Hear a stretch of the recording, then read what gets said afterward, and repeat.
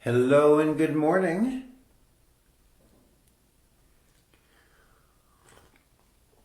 Good afternoon, good evening. Hello, hello, hello. Today we'll talk a little bit, we'll share a little bit. You know what I really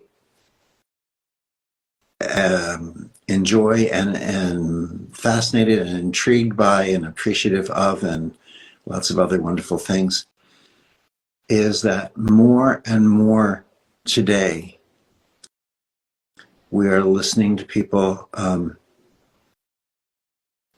today's speakers, today's voices are speaking from an aspect of non-duality. Now, non-duality is kind of a funny kind of word because it's saying it's not something instead of what it is. But it's an interesting word because it gets us to think a little bit. It gets us to think. Because really, what does it mean, oneness? That everyone and everything is one. And it allows for some sharing.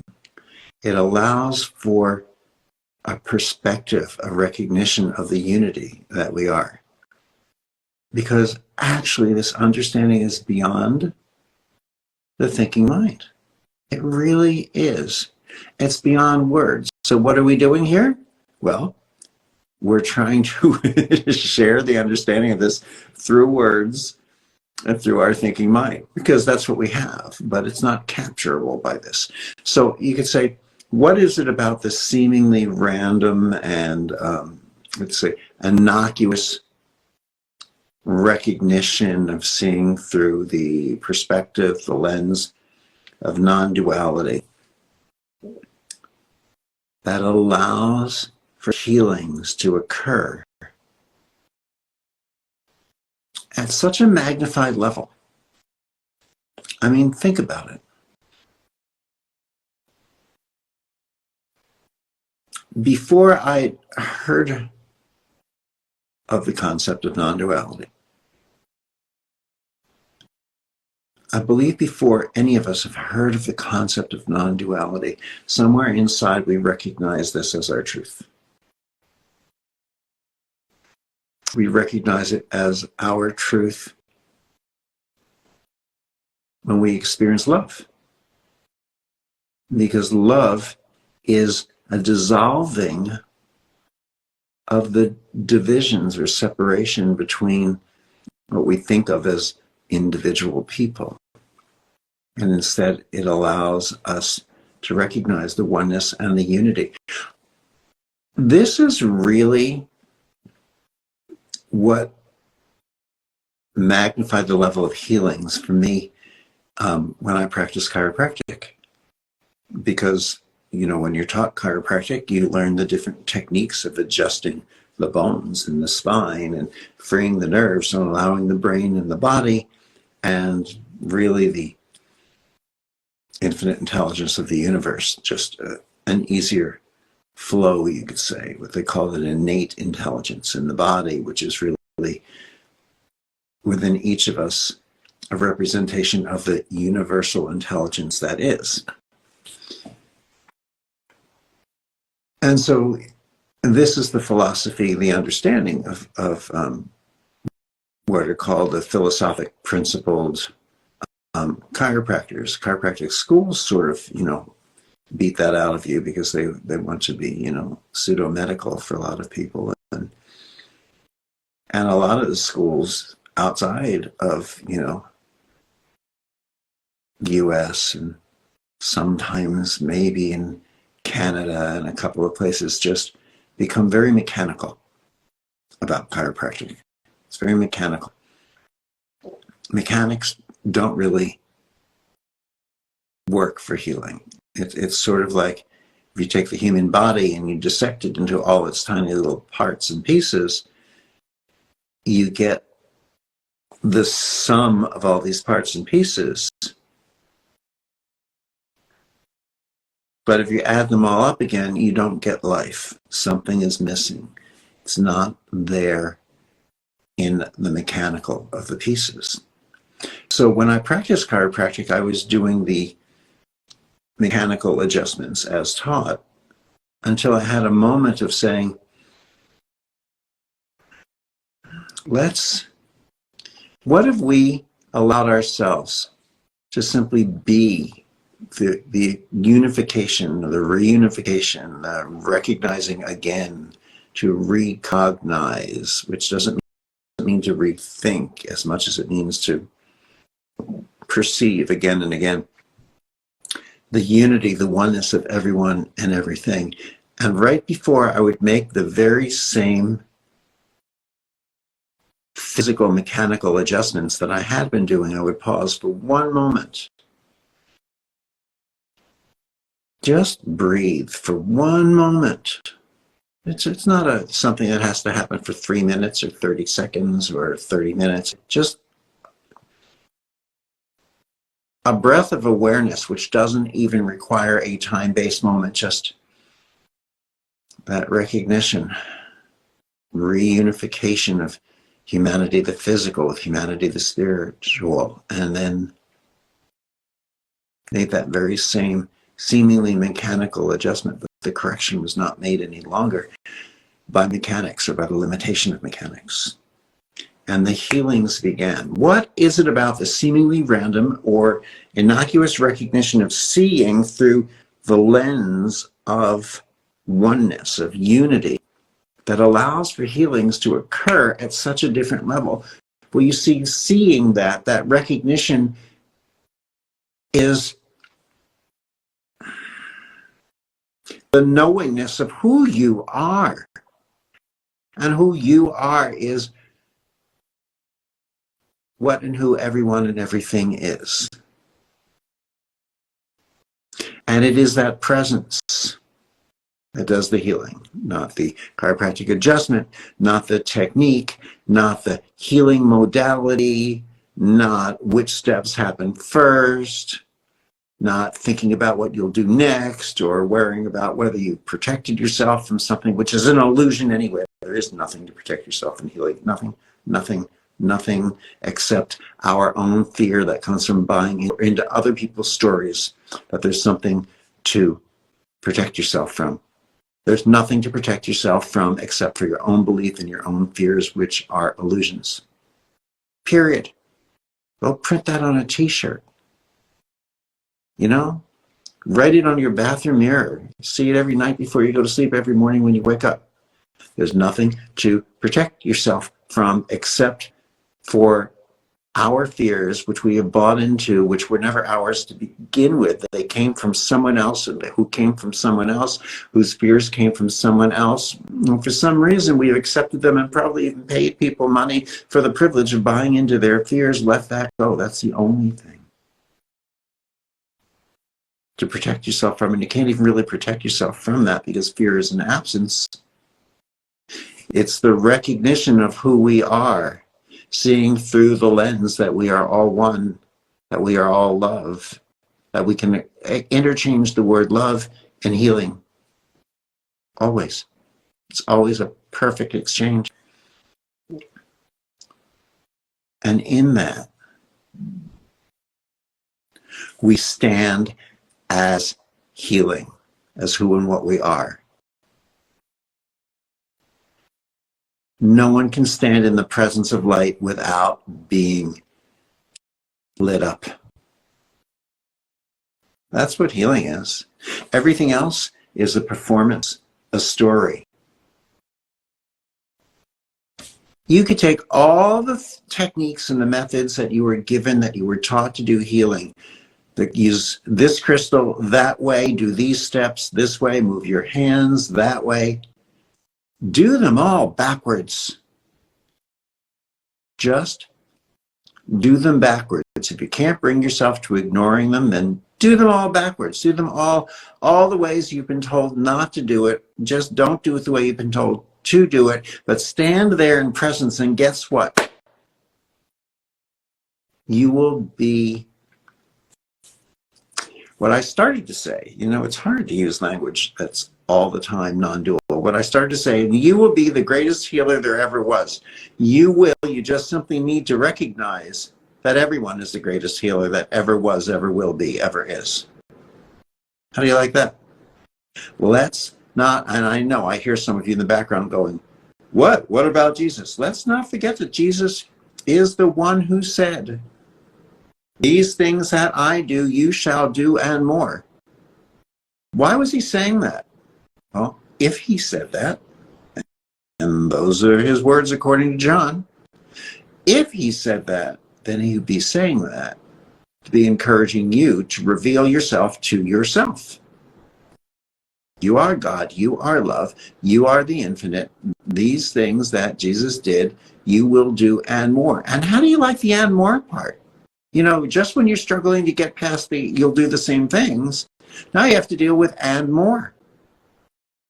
Now, I guess you can pick and choose which of Jesus's words, if you believe in Jesus's words, you want to follow and which you don't. But then that becomes a whole new question.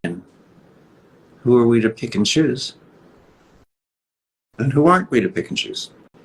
So, now, if we understand that seeing through the lens of non-duality allows healings to come about, then that also tends to encourage us to want to share. But there's sharing and there's selling.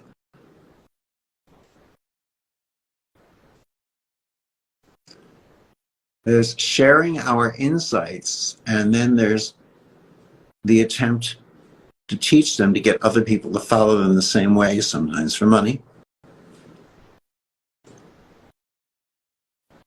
Why is there such a variety of non-dual teachings? Well, part of it is because of what I just said. A lot of people want to put their name on something, but as soon as they put their name on something, as soon as they personalize it, then you realize it was never personal to begin with. But you see, it is the impersonal that allows it to simply be in a wonderful way. And you can't personalize something and make it about you and allow it to be the infinite that it is. So part of the reason there's such a variety in non-dual teachings and interpretations has to do in part that non-duality cannot be conveyed in words, spoken or written. This is the point. This is what we've been talking about today.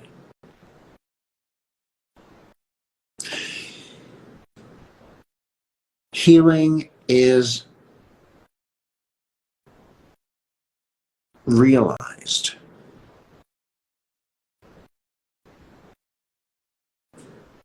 It's not achieved, it's not attained, it's revealed. It is always in a flow. Rupert Spira says, life is a flow. There is nothing that is static. It is only what that freezes things. What freezes things in the natural flow of that which is? Our thoughts, our mind. Now, you can't really help thoughts. You can't control your thoughts. Oh, God, people are going to sell you books and courses and everything else on how to control your thinking. You can't. Thoughts are. You can attempt to push them away, bring them down, get them out of the picture, bring them up. You can't control thoughts.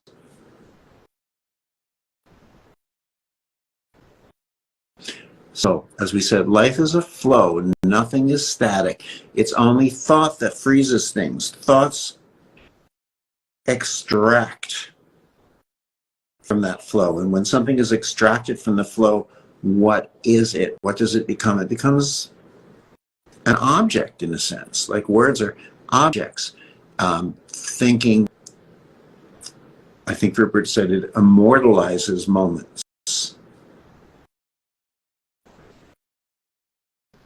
Notice as we are more recognizing the infinite of who and what we are, our language changes. Less and less, excuse me. I think the tea bag opened up. Less and less nouns.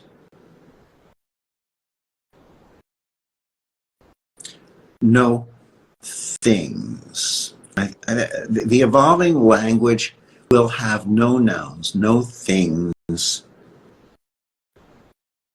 will be the conveyance of the activity of consciousness, what we think of as only verbs, and really consciousness is without words. In flow, we can perceive the activity of consciousness. What we perceive of as reality is really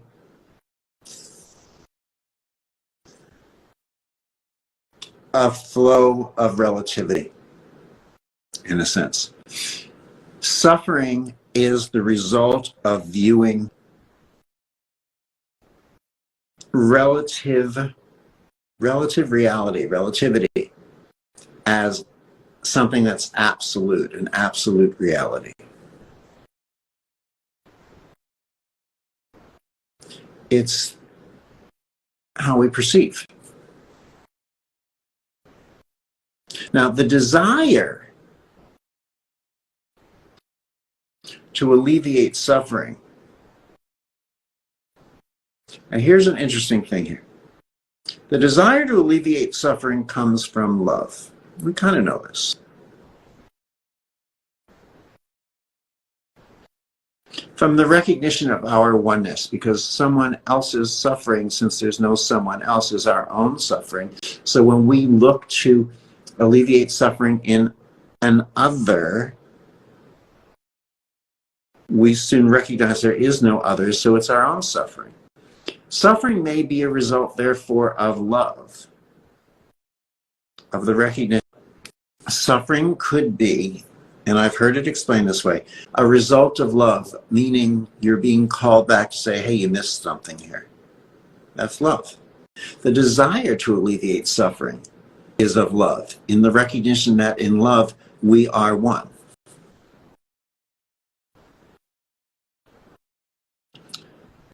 Now, the focus to alleviate suffering, that's something else. The focus to alleviate suffering is, in a sense, the focus to alleviate symptoms. This is part of the problems with symptom-based approaches, whether it's allopathic medicine, whether it's healing approaches that say, work on this, work on that, work on the other.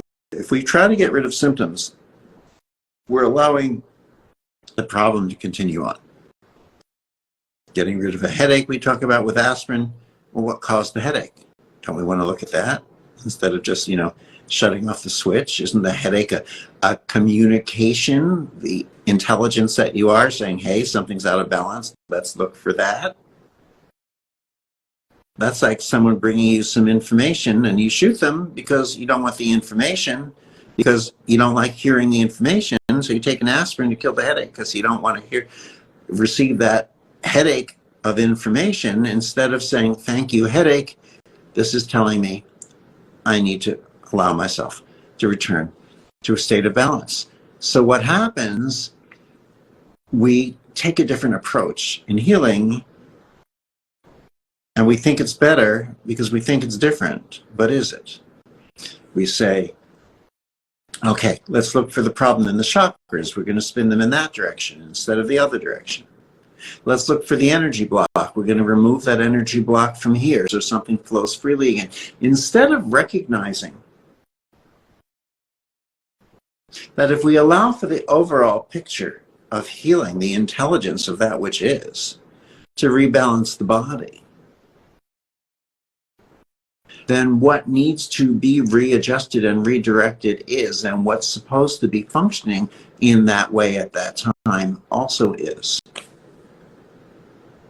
See, this is part of the beauty of reconnective healing, because it is the infinite spectrum of healing. It includes all the things that energy healing techniques can do.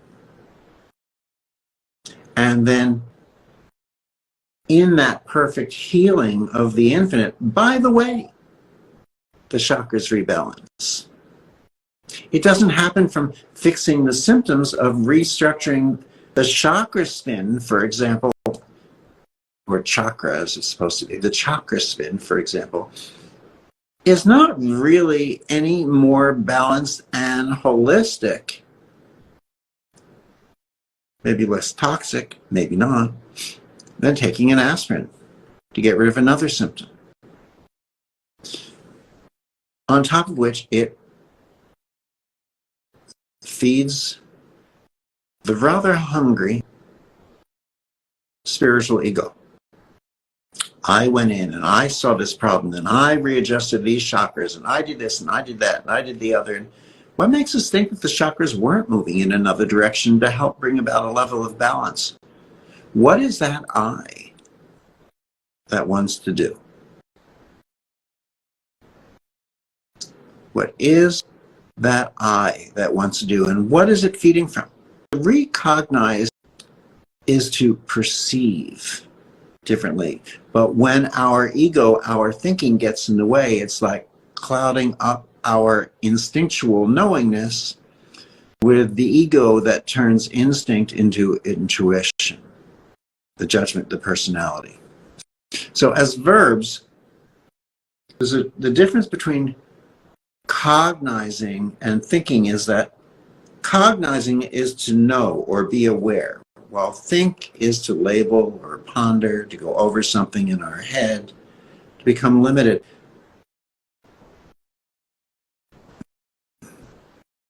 To recognize is to re-perceive. To perceive in its pureness comes without judgment and interpretation. And that's easy enough because we recognize that in healing, we are not the one doing the healing. We are not the one doing the healing. Okay? You know that other t-shirt I told you to get?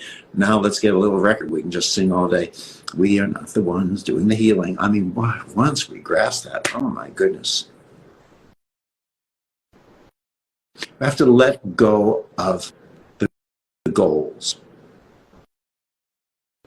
Of us saying something's not right and I want to fix it. I mean, goals work in certain situations, but it's always trying to change something.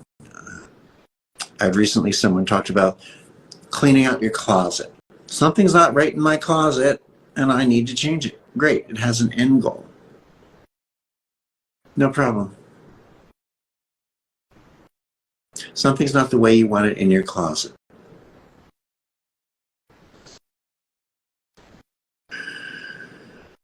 Okay, take a little breath and allow that to be a cleaning. Taking a few deep breaths, that's just like vacuuming out your brain, your mind, you know? Fine, and then let's see what happens in that clarity, that pureness.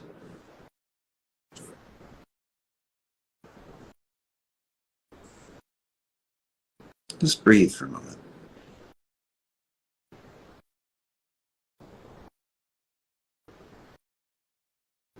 Every day we have, I was listening to a woman whose name I'm not thinking of right this moment. Very intriguing, very brilliant. It will come to me. Maybe I've written it down somewhere here in my notes. But every day we have like 60,000 thoughts. Every day we have like 60,000 thoughts. They come, they go, they can't be controlled. Here we are.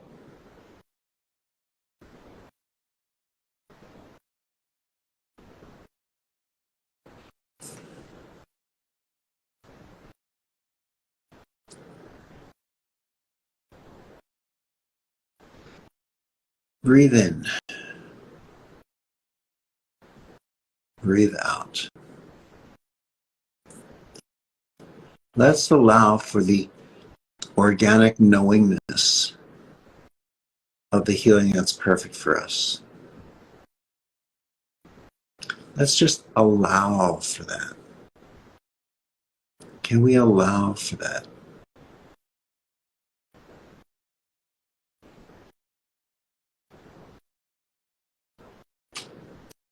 And in that, we release our own blockages. Our blockages is what keeps us manifesting the same things over and over and over and over and over again, the things we don't want. And then we try to change it, so much effort, so much work. If we are consciousness, we can create whatever experience we want for ourselves. So let's create love. What's that other word for love? Healing. Let's create healing. Healing is not an end point. Healing is who and what you are. So what causes the need for us to seek healing is that we know that we are healing. We are the infinite of healing. What causes the seeming separation, the duality?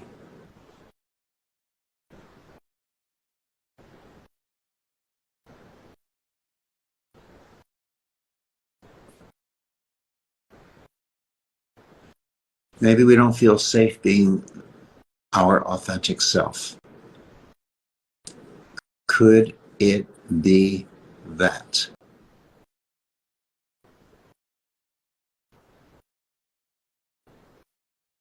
We have an option. We can just choose to accept, to integrate the full expression of that which is. That's the knowingness that we are. Isn't that cool? You know? Healing. Isn't that cool? Love. Isn't that cool?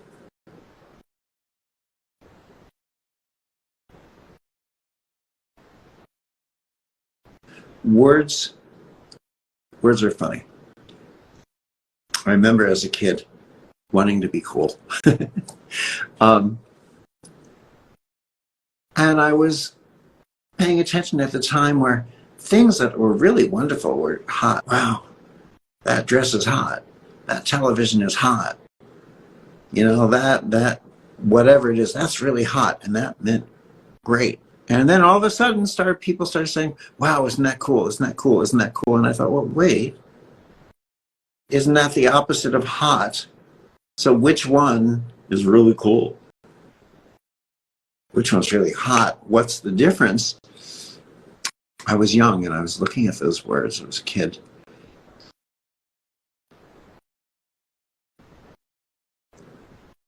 It's not the words.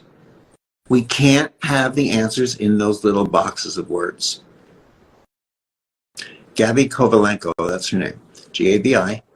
Last name is Kovalenko.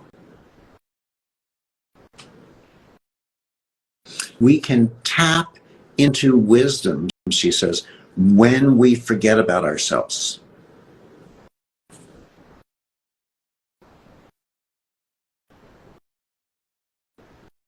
How is that anything other than we can tap into love when we forget about ourselves? How is that any different than we can tap into healing when we forget about ourselves? It's not. Healing doesn't facilitate from the healing. Healing doesn't happen through the facilitator who feels very grand in doing the perfect healing. Not even from the healing facilitator who is trying hard to do it right according to the steps or the plans or the directions. It's from forgetting about ourselves. It's the reunification of humanity, the physical, with humanity, the spiritual.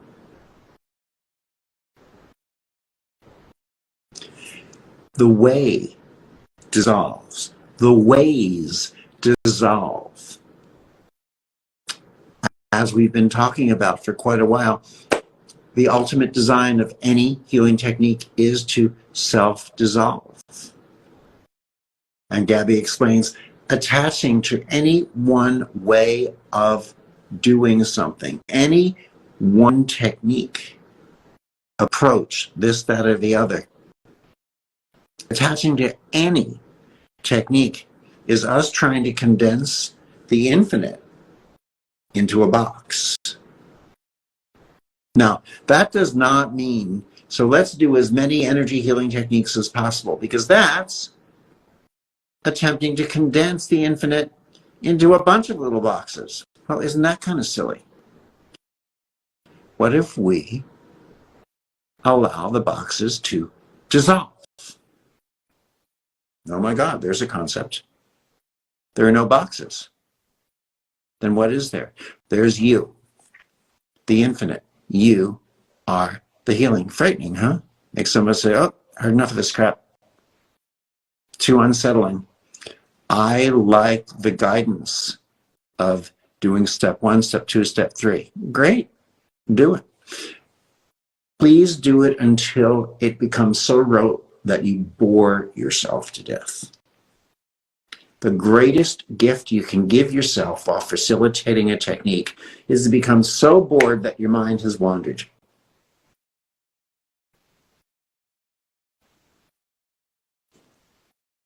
Become so bored that your mind wanders. That's you forgetting about yourself.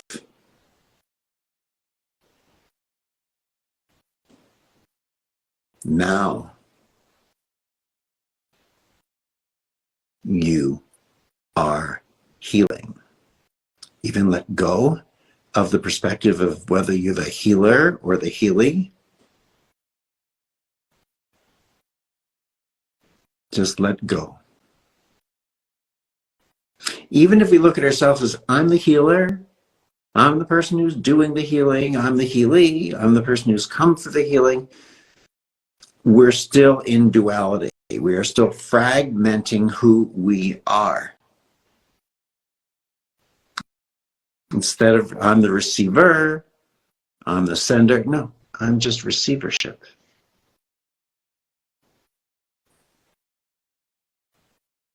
There are lots of different paths we may take towards this, but the way home is the same for all of us.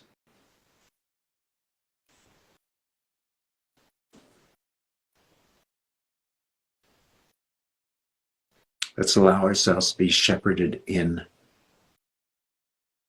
by infinite knowing, infinite intelligence, that which is, and discover that we are not a fragment or a portion of that which is.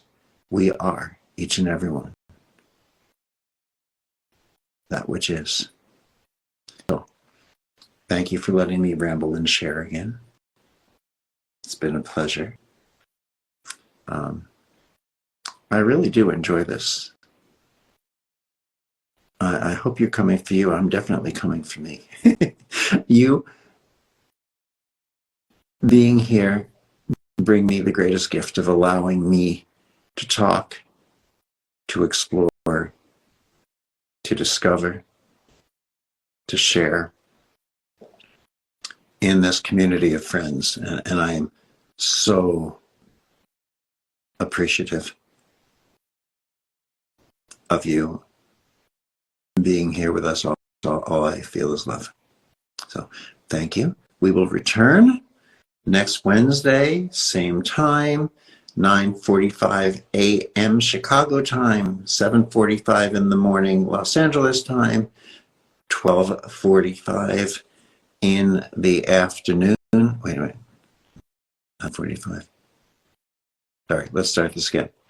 9:45 in the morning Chicago time, 7:45 in the morning Los Angeles time, 10:45 in the morning New York time, and whatever that time is, those main time zones in Europe or wherever you are, please join us here. And when we finish around this time, usually in about 30 minutes, again, right now here in Chicago, it's 10:31.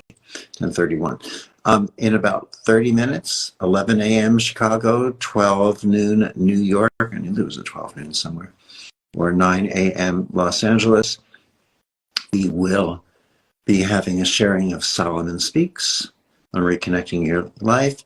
Come join us, whether you have the book, whether you didn't get it yet, whether you're reading it, whether you're in the middle of it, wherever you are, it doesn't matter, because every time you open the page, you open up to just the right place, just the right moment. It's always perfect. It's just like healing sessions. I facilitated 3 gorgeous healing sessions yesterday. And Jillian does. I know a lot of you facilitate distance healing sessions around the world. We love it. Each session is not only unique, each reconnective healing experience is not only unique, it's the very first one. There are no words for that. I love you. Bye for now.